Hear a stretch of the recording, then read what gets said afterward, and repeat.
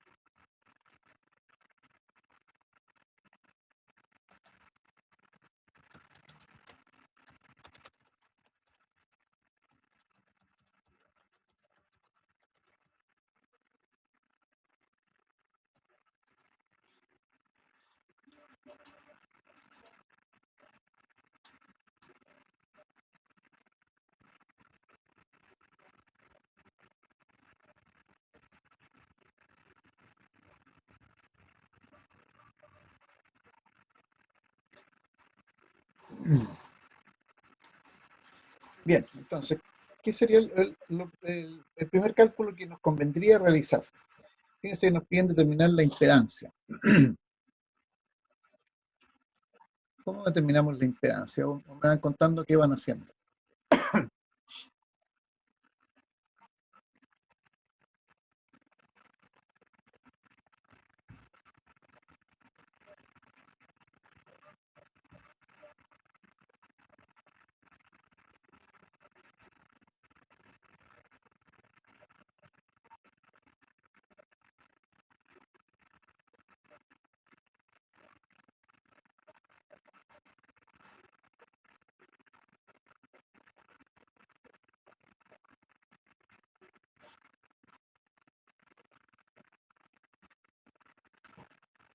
Claro, nos piden calcular BR, BL, nos piden Z primero, el ángulo de fase y el diagrama fasorial. Todo eso nos piden. Pero antes de calcular BR y BI y BL,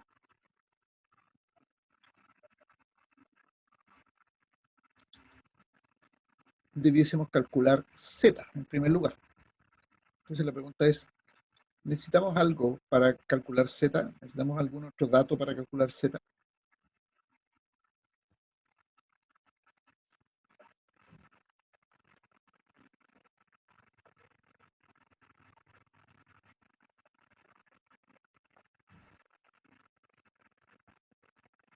Ya, el XL dice Joaquín. ¿Cómo calculamos XL, Joaquín?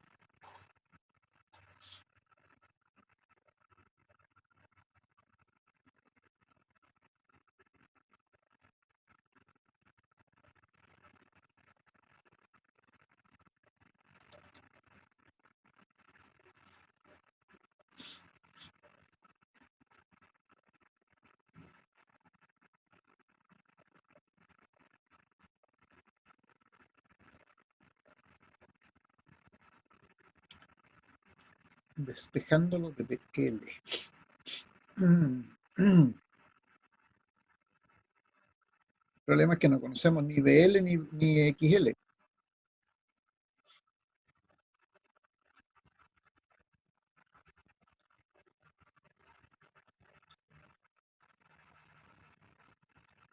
Por ahí sí, Giovanni tiene la respuesta ahí.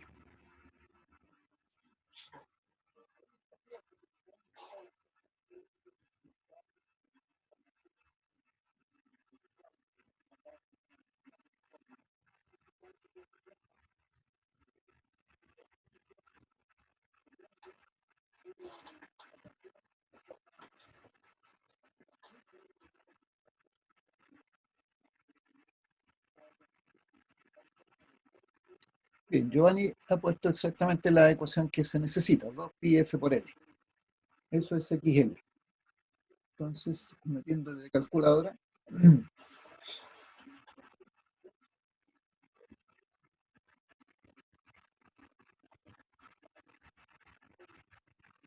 sí, voy a hacer un ejercicio solamente hoy día,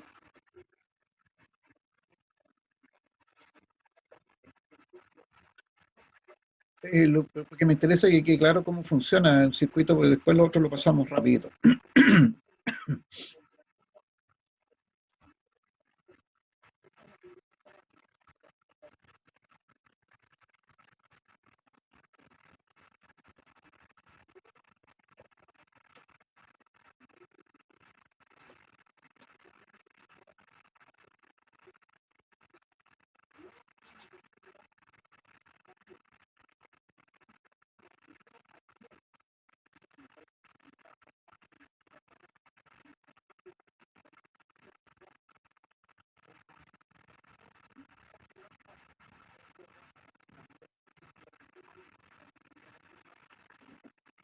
Bien, ¿cuánto vale entonces XL?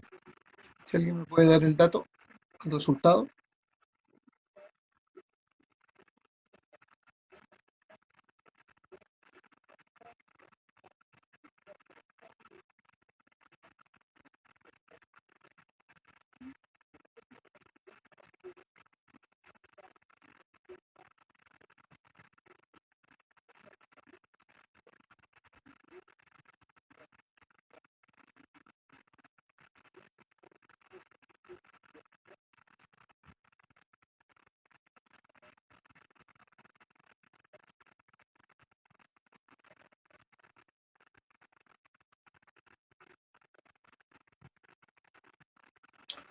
Ah, verdad que no alcancé a hacer, la voy a subir más tardecito.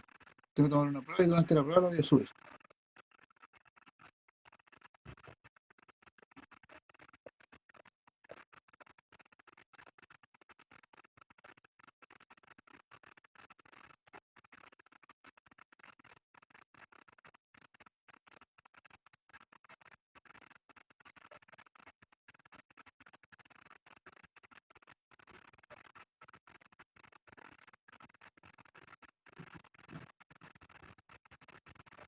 Ah, la prueba de la próxima semana solo entra hasta nudos, método de nudo. Todo lo que vimos hasta método de nudo. De esto nada. Dígame, Christopher.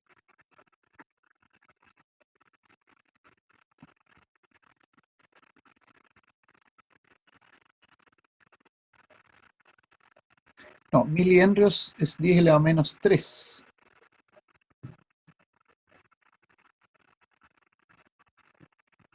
Cuidado, milihenrios, mili, 10 elevado a menos 3 mili.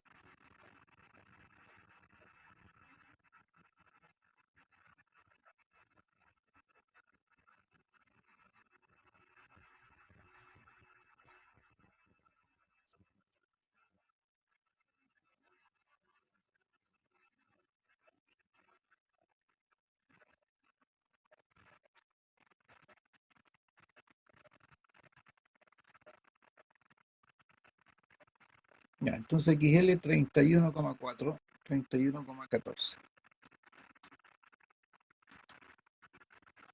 Entonces para una frecuencia de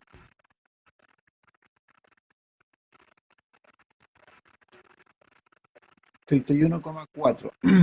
Y ahí está la ecuación. Entonces XL 2pi FL, 2pi por F por E, u omega, que es lo mismo, recuerden, 2 omega es 2pi F.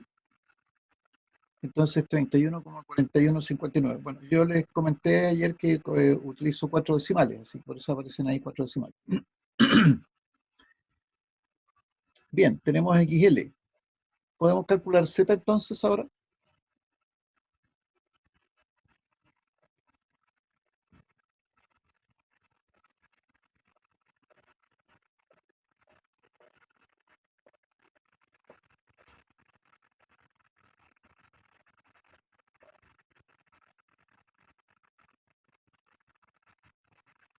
No, Joaquín, hay algo que no está bien ahí tu cálculo, no es 15,7, es 31,4159 es el XL. No sé qué cálculo hiciste ahí, Joaquín. Sí, es que me faltó multiplicarlo por el 2, puse pi nomás, por eso. Ah, ya, correcto.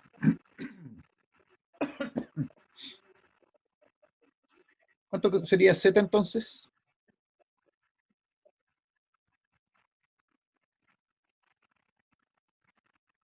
59,042. Veamos. Ya.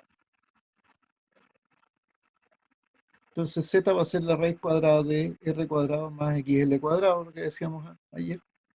Y eso resulta ser el 59,0505 según mis cálculos.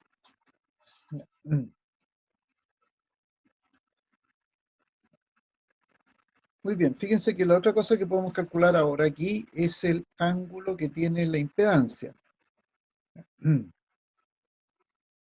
¿Y cómo calculamos el ángulo?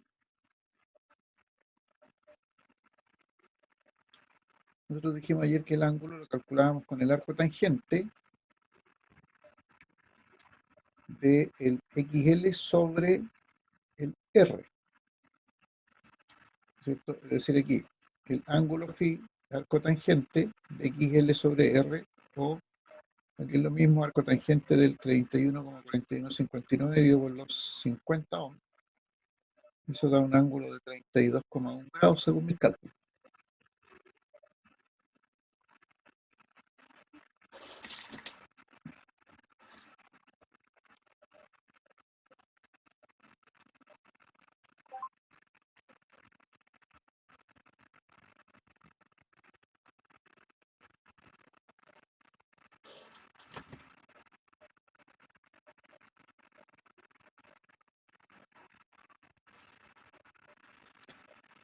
Ya, 31,1432.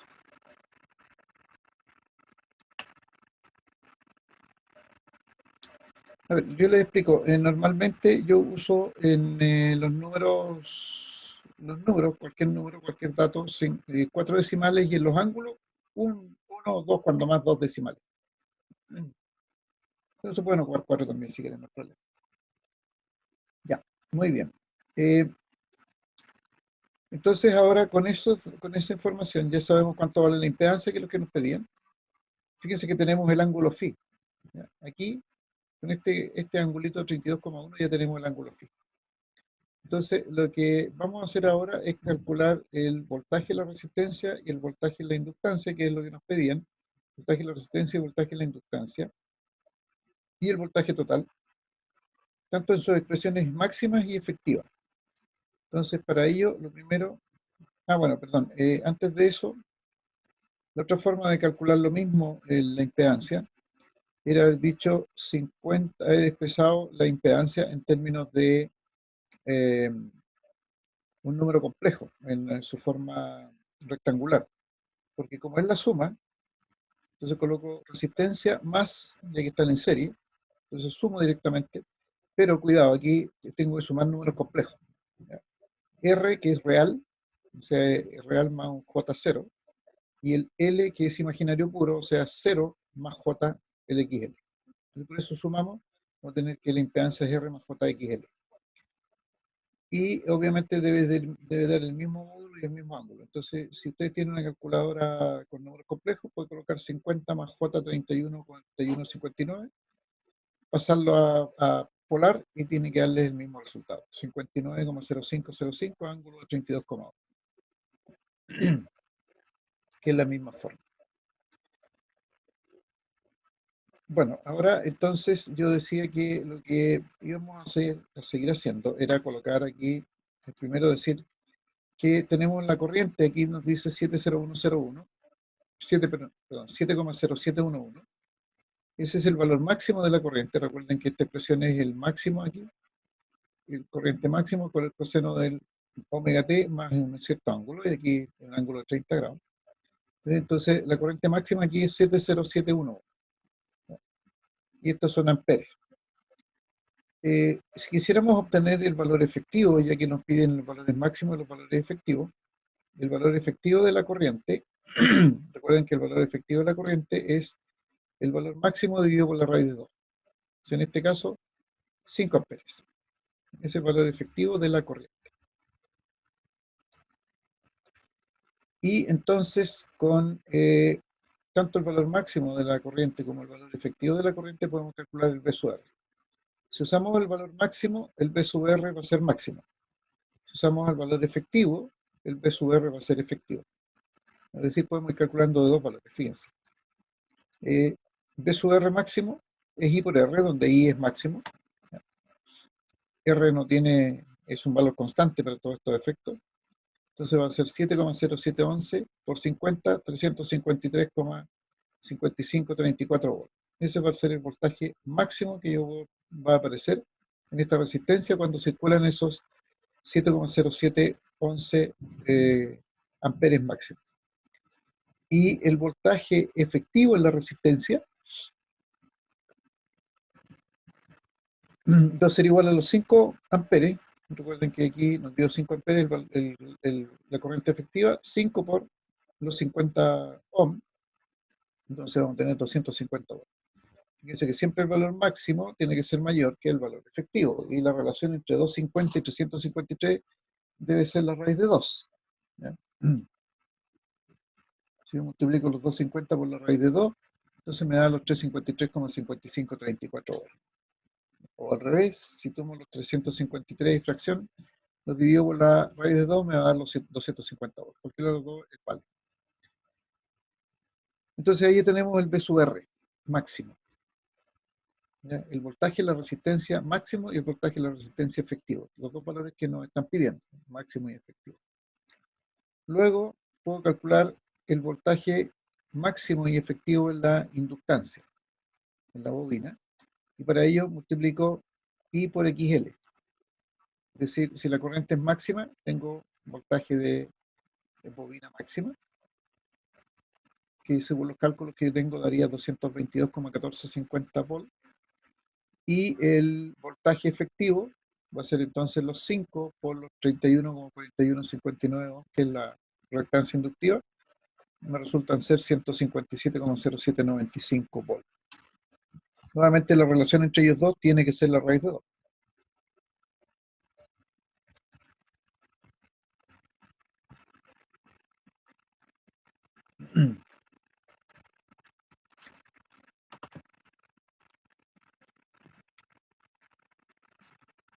Si hacen los cálculos, debiesen llegar a esos mismos valores.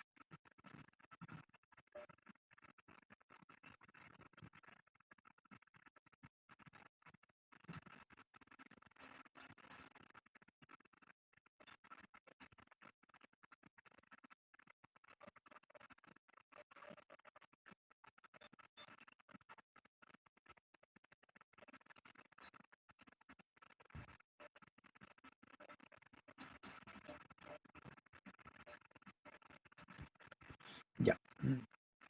Entonces, fíjense que ahora podemos calcular el voltaje total. El voltaje total, según sea máximo o efectivo, también lo podemos hacer. Entonces, el voltaje total máximo es el cuadrado de los VR máximo más el cuadrado de PL máximo bajo raíz. Y de los valores efectivos debiese ser el voltaje en la resistencia efectivo y el voltaje en la inductancia efectiva al cuadrado, ambos. Y bajo raíz todo, y debiese dar este resultado, 295,2524.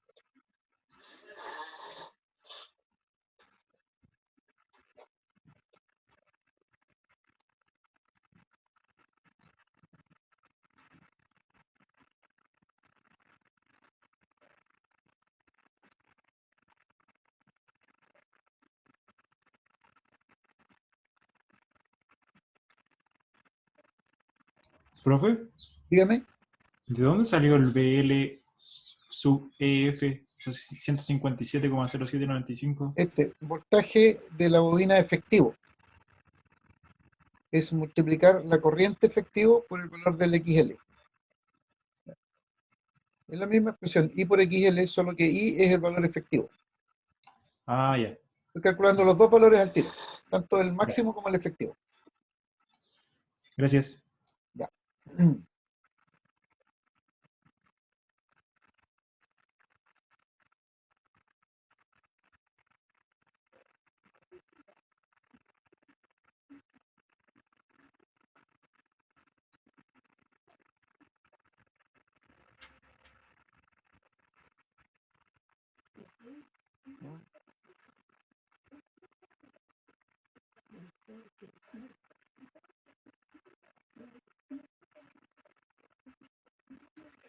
A ver, Christopher, no entiendo la pregunta. ¿Por qué los valores efectivos y no los máximos para el último cálculo? Están los dos valores ahí. Está el valor máximo y el valor efectivo.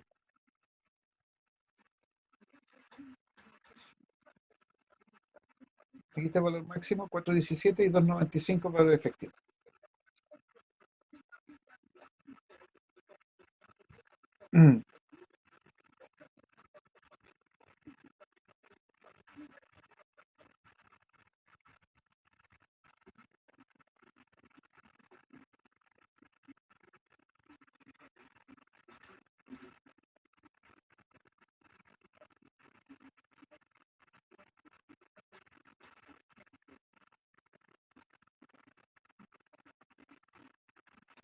Miren, voy a dibujar ahora el diagrama fasorial.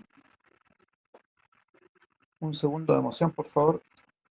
Entonces, para dibujar el diagrama fasorial vamos a escribir unos ejes unos ejes perpendiculares cualquiera, da lo mismo donde estén ubicados en el plano. ¿Ya? Esos van a ser nuestros ejes de referencia. Entonces, en primer lugar voy a dibujar la corriente. ¿Ya? Entonces, la corriente es esta. Ahí, y asumamos que ahí tengamos 30 grados aproximadamente. Ahí no lo medí, pero sumamos que esos son 30 grados, que son los 30 grados que tiene la corriente ahí. ¿Ya? Y 7,0. Y por lo tanto su magnitud es de 7,07 amperes. ¿Ya? Y el ángulo es de 30 grados respecto de este eje que pusimos arbitrariamente aquí en el plano. Entonces, nosotros decimos que según los diagramas que dibujaron ustedes, el voltaje en la resistencia, y fíjense que aquí, independiente si sea máximo o efectivo, siempre dijimos que el voltaje en la resistencia iba en fase con la corriente. Por lo tanto, el voltaje en la resistencia va a ir aquí, en fase con la corriente. Entonces aquí tengo V sub R, en fase con la corriente. ¿Ya? Y este V sub R, vuelvo a repetir, es independiente sea el valor máximo o sea el valor efectivo.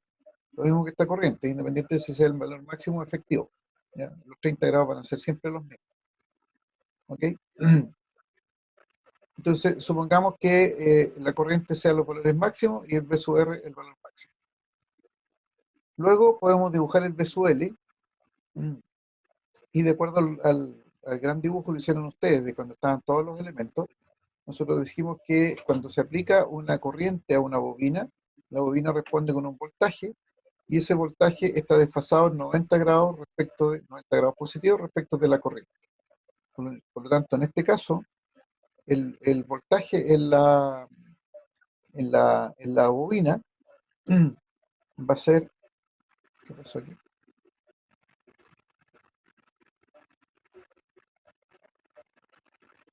No sé qué me pasó ahí. Ah, tengo una cosa aquí.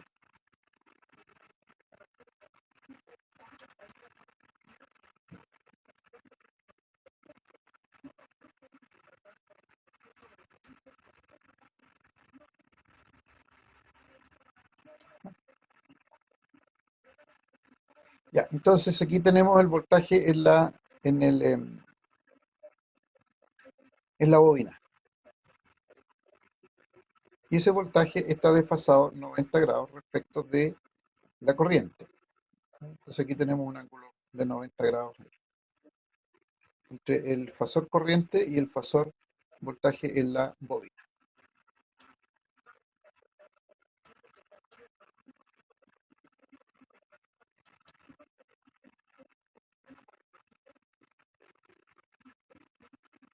Ahí está.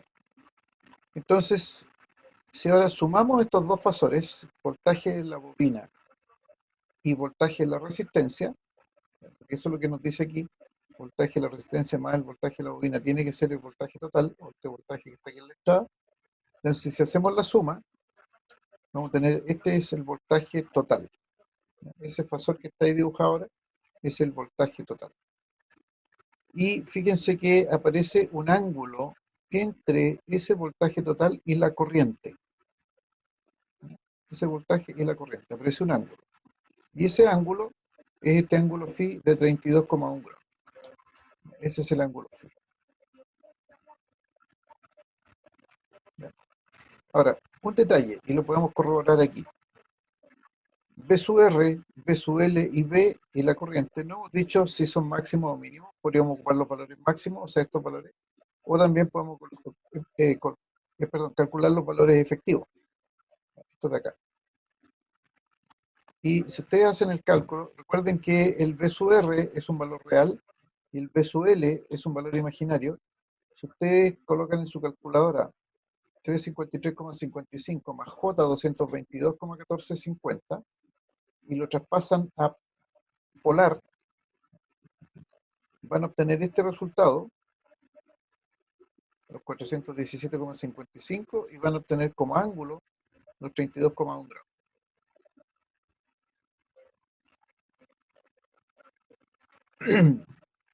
Después de eso, se hacen exactamente lo mismo y toman los 250 y le suman más J a 157,079 y lo pasan a polar, este complejo, lo pasan a polar.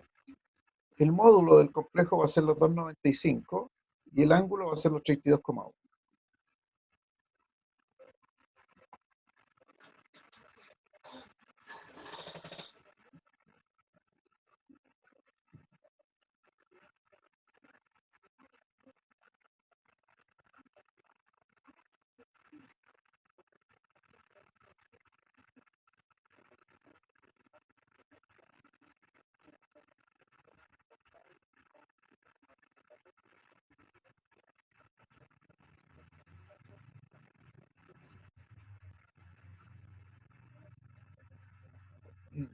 Entonces, si hacen esos cálculos, como les decía, van a tener los valores máximos o efectivos según corresponda y debiesen calcular el mismo.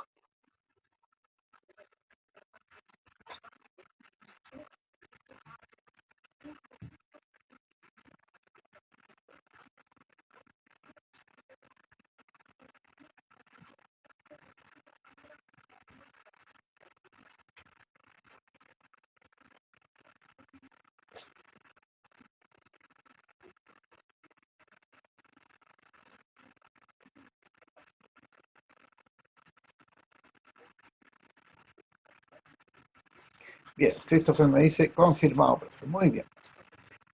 Lo último que podemos decir aquí es que, fíjense, recuerden que estos son fasores, y lo que decíamos ayer de los fasores es que estos van en rotando, estos van en movimiento, estos giran permanentemente, están girando permanentemente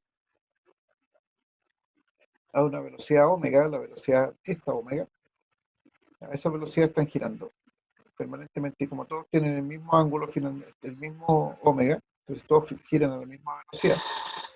Entonces, si nosotros nos paramos, por ejemplo, en el eje y vemos cómo circulan, entonces nosotros podemos decir que B pasa primero que I. Recuerden que este hace este giro. ¿Así? Entonces, yo puedo decir que B pasa un ángulo phi antes que la corriente I. Por lo tanto, puedo concluir que el voltaje va en adelanto. En adelanto respecto de la corriente, obviamente, porque ese sobre la corriente estamos trabajando. Ahora, hay un detalle aquí, porque en este caso nosotros pusimos los 30 grados aquí en esta corriente, y este ángulo phi está medido entre el ángulo de la corriente y B. Entre esos dos, es un ángulo relativo entre los dos. Por lo tanto, si yo bajo todo esto, la corriente, todos los voltajes, los bajo a el eje, digamos en otras palabras, hago este beta igual a 0, el ángulo phi va a permanecer constante. Porque si este ángulo es beta, este ángulo entre el voltaje, la resistencia y el eje, entonces el ángulo entre el voltaje de la bobina y el otro eje Y acá, también es el mismo ángulo de 30 grados, debe ser los mismos 30 grados. Ya. Bueno, eso es lo que sucede entonces cuando tenemos un circuito serie. Nos queda contestar la otra pregunta. ¿Qué pasa si la frecuencia es de 150 Hz o si la frecuencia es de 10 Hz?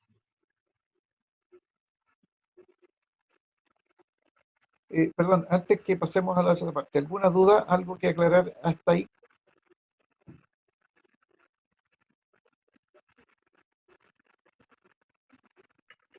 Quedó todo claro, profe. Muy bien.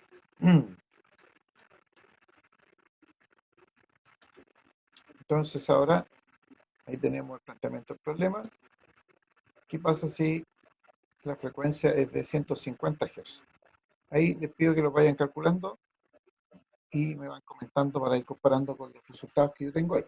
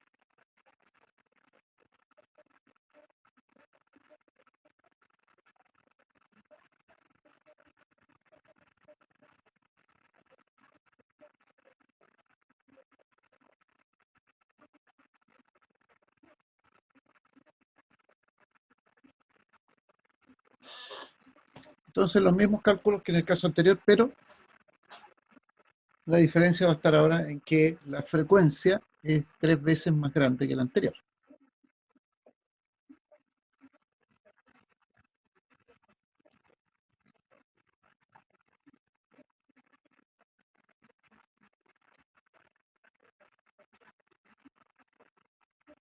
Ya, XL 150, dice Christopher.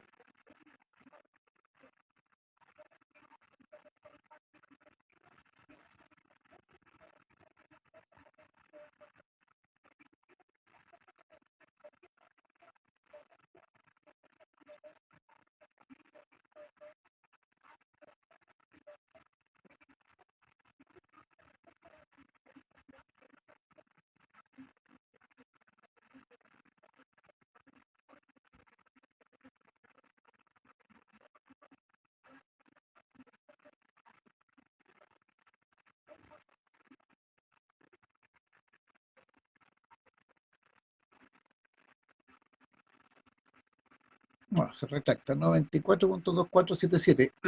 ¿Alguien tiene un resultado parecido?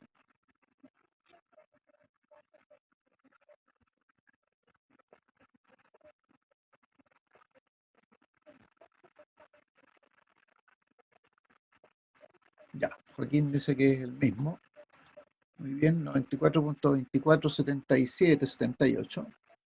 La impedancia le da 106.69.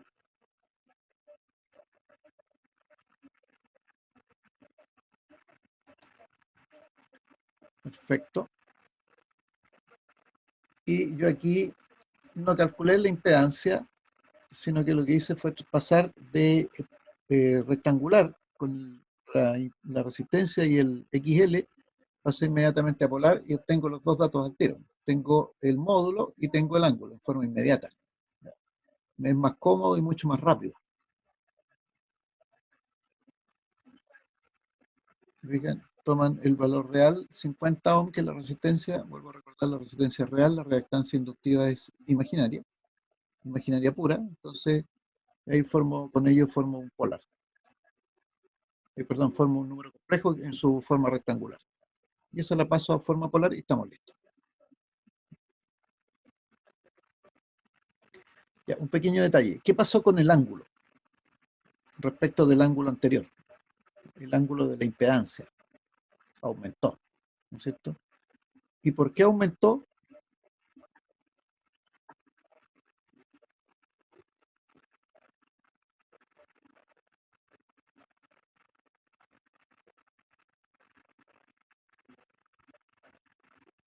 Porque aumentó la frecuencia. Muy bien, aumentó la frecuencia y al aumentar la frecuencia, aumenta la reactancia inductiva.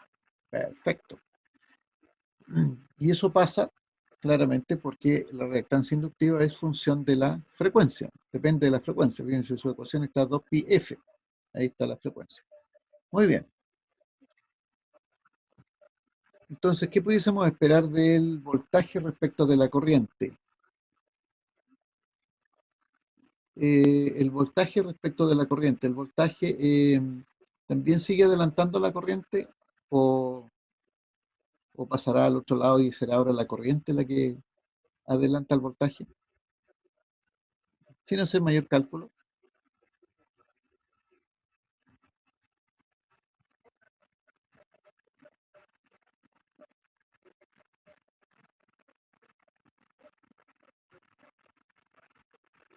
Se mantiene igual.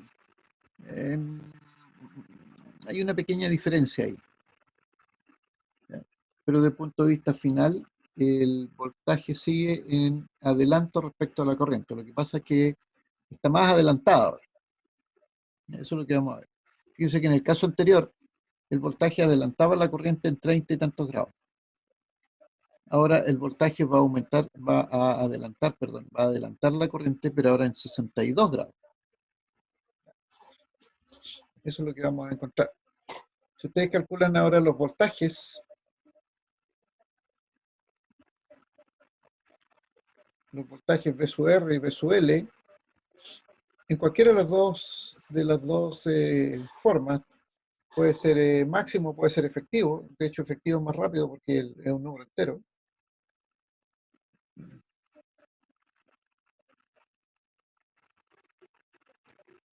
Entonces se van a dar cuenta que el voltaje de la resistencia, el valor efectivo, el voltaje efectivo, la resistencia es de 250 volts, 5 por 50. Y el voltaje en la inductancia, en valor efectivo, es de 471. Fíjense que la relación entre estos dos es mucho mayor ahora.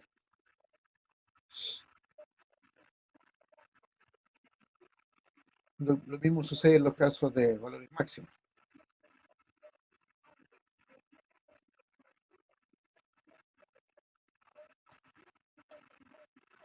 Y el voltaje total también va a aumentar debido a que aumentó la frecuencia. Y al aumentar la frecuencia aumentó la reactancia inductiva. Al aumentar la reactancia inductiva, entonces tenemos un voltaje mayor en la inductancia, mientras que el voltaje de la resistencia se mantiene constante.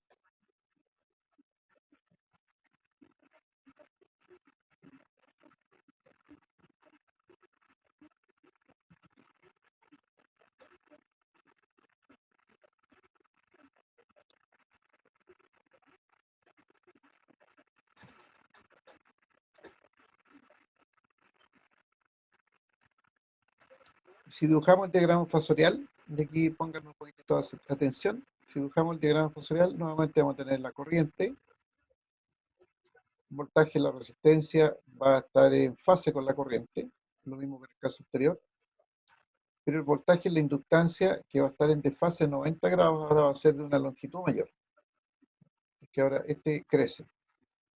¿Por qué crece? Porque aumenta el XL. Como estamos trabajando con una fuente de corriente, entonces la corriente se mantiene constante, y por esa razón entonces el voltaje de la bobina aumenta. Y fíjense lo que va a suceder aquí, el voltaje total, que la suma de estos dos voltajes va a tener aquí un ángulo phi que es mayor que el caso anterior. Es mayor porque B sub L creció manteniéndose B sub R.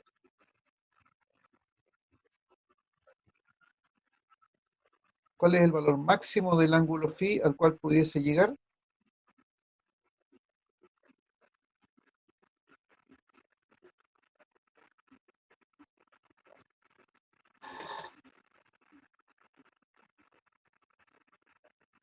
Ya, en este caso 62,1 grados es la diferencia, pero si pudiésemos seguir aumentando eh, la frecuencia, si pudiésemos, exactamente, hay 90 grados. Si aumentamos más y más la frecuencia, el valor máximo que podría llegar en ángulo es de una separación de 90 grados. No puede pasarse a más de 90 grados. Perfecto. Entonces el voltaje sigue en adelanto. Y por último, si la frecuencia fuese de 10 ciclos o de 10 Hz, aquí no alcancé a calcular todos los datos.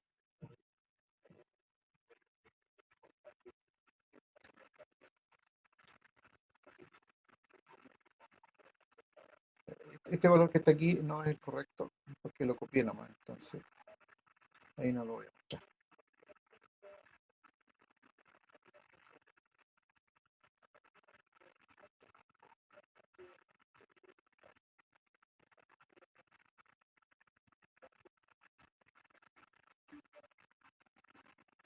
Aquí es de 6,2. A ver, veamos si es cierto. 2 pi por 10 ahora. Y por 100 por 10 elevado a 3.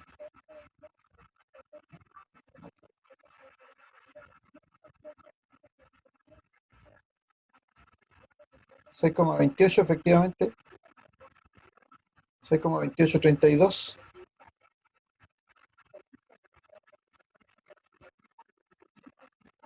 La impedancia total. ¿Qué va a pasar con el ángulo de la impedancia ahora? Si tenemos 6,28.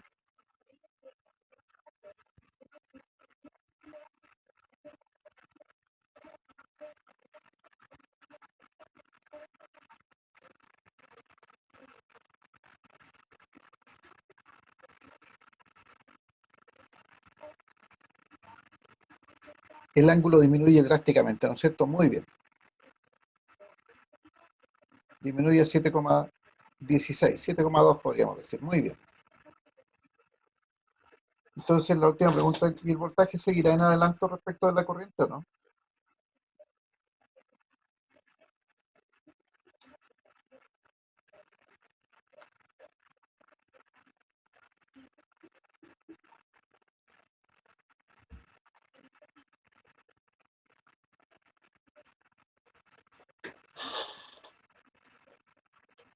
Exactamente, una diferencia menor. Los 7 grados. ¿Ya? Entonces, la última pregunta, ¿por qué 7 grados si aquí tengo 30 entre este eje y la corriente? ¿Por qué el voltaje va a ir en adelanto 7 grados respecto a la corriente si aquí entre la corriente y el eje tengo 30 grados?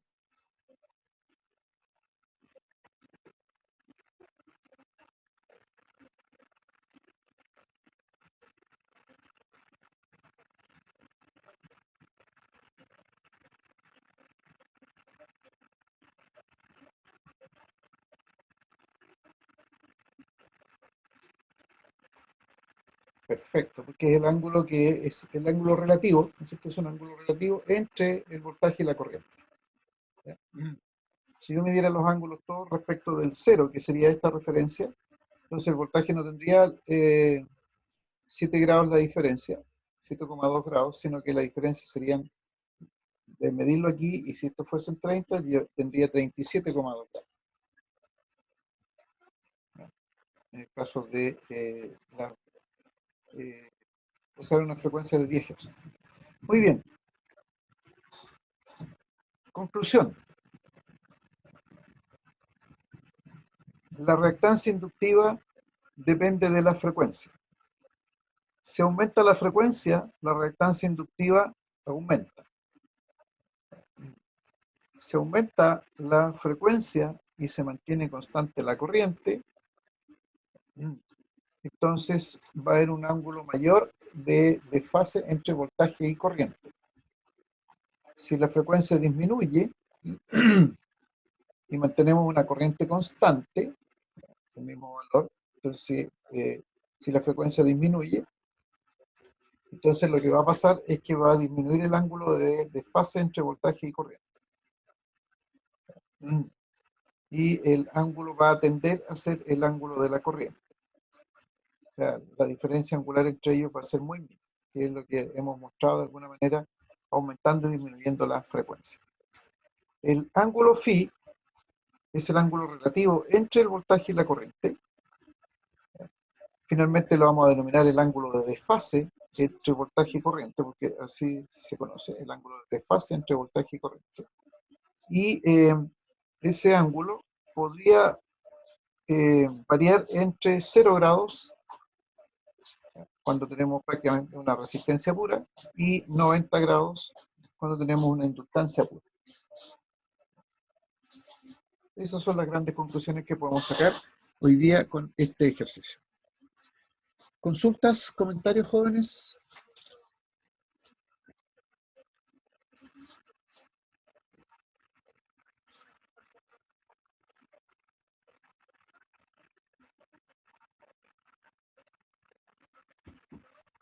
Claro, profe. ¿Todo claro? Ya. Muy bien, anduvimos muy bien porque son las 19:26 según mi reloj.